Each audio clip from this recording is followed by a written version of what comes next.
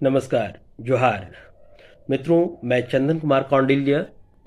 मैंने नया चैनल सीखने के उद्देश्य से हाल ही में प्रारंभ किया है, इसलिए कंटेंट के लिए उतना ईमानदार तो नहीं हूँ, लेकिन शुरुआत कुछ रोचक, अनकही और जीवन के संघर्षों से करूँगा।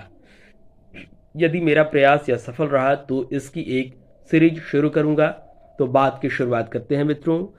अभी नवंबर का महीना और छठ पूजा का माहौल है। वैज्ञानिक और सामाजिक दोनों ही दृष्टियों से यह पूजा सर्वाधिक पवित्रता और आस्था की चरम पराकाष्ठा लिए होती है।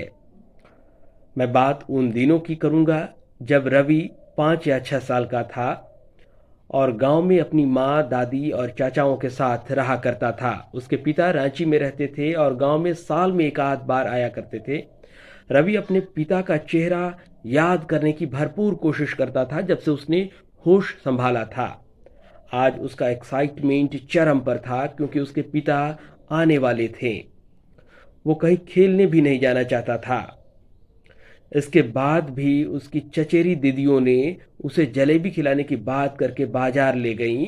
बेचारा लालच को कब तक संभालता।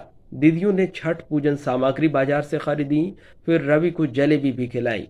जलेबी खाने के बाद रवि ने अनजाने में पूजन सामग्री को छू दिया।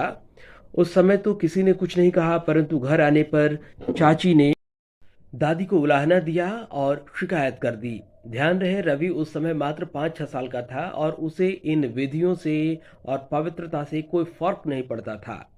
इसी दौरान रवि के पिता शहर से घर में पहुंचे थे और उलाहना देते हुए चाची को या तो उन्होंने सुन लिया था अथवा दादी ने पिता को बता दी थी।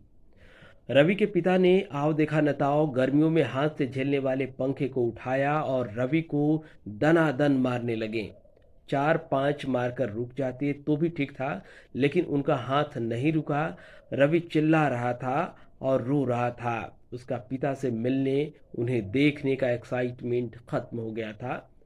सब कुछ शांत हुआ तो रवि के पिता रवि को और उसकी माँ को गालियां देते हुए बाहर निकल गए। तो यह 5 साल के बच्चे की अपने पिता से मिलने की उत्सुकता का अंजाम रहा। मित्रों, यह एक पूर्णतः सच्ची घटना है। इसे बताने का उद्देश्य मानवीय संवेदनाओं और रिश्तों के उतार चढ़ाव, मन स्थिति की दशा और का विश्लेषण करना मात्र है। यदि सब कुछ ठीक रहा तो ऐसी घटनाओं पर एक सीरीज बनाने का विचार है, लेकिन उससे पहले यूट्यूब की बारीकियों को सीखने का प्रयास करूंगा। धन्यवाद। नमस्कार।